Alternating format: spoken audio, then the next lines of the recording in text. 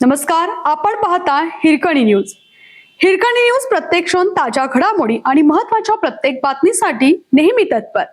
राजकारणात मने दुखवतात, पण शंभूराजे माझे चांगले मित्र. राजकारणात प्रत्येक जण आपापला पक्ष वाढवण्यासाठी प्रयत्न करत असतो.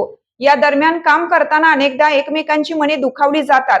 मात्र पर्यटन मंत्री शंभूराजे देसाई आणि मी एकमेकांचे खूप चांगले मित्र आहोत. आम्ही सर्वजण आता महायुती म्हणून एकत्र काम करत आहोत आणि शंभूराजे महायुतीच्या पाठीशी ठामपणे उभे राहतील. दोन्ही जिल्ह्यातील बलाबल पाहता महायुतीचा उमेदवार एकतर्फी विजयी होईल असा विश्वास ग्रामविकास मंत्री जयकुमार गोरे यांनी सोमवारी सांगलीत व्यक्त केले. जिल्हाधिकारी कार्यालयात सांगली सातारा स्थानिक स्वराज्य संस्था निवडणुकीसाठी भाजप व महायुतीचे उमेदवार धैर्यशील कदम यांचा उमेदवारी अर्ज दाखल केल्यानंतर प्रसार माध्यमांशी बोलताना मंत्री गोरे यांनी भूमिका मांडली. मंत्री गोरे म्हणाले, शिवसेनेच्या वतीनं या जागेसाठी आधी जो अर्ज भरण्यात आला होता तो महायुतीचे जागा वाटप अंतिम होण्यापूर्वी दाखल झाला होता. आता भाजपकडून धैर्यशील कदम यांना अधिकृत उमेदवारी देण्यात आली असून आम्ही सर्वजण त्यांच्यासाठी एकत्र आलो आहोत.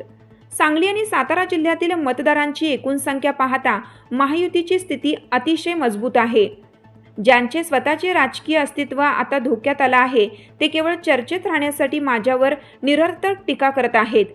शेतकरी आंदोलनातील महिलांच्या सहभागाविषयी बोलताना त्यांनी महिलांचा उल्लेख लाडक्या बहिणी असा केला. ते म्हणाले की लाडकी बहीण योजनेतून कोणत्याही योग्य लाभार्थ्याला वंचित ठेवलं जाणार नाही. निकषात न बसणारी अनावश्यक नावे वगळली तरी खऱ्या आणि गरजू पात्र महिलांचे नाव कापण्याची सरकारची अजिबात इच्छा नाही. आपल्या हिरकणी न्यूज चॅनलला लाईक करा, शेअर करा आणि सबस्क्राईब करायला विसरू नका आणि रहा अपडेट.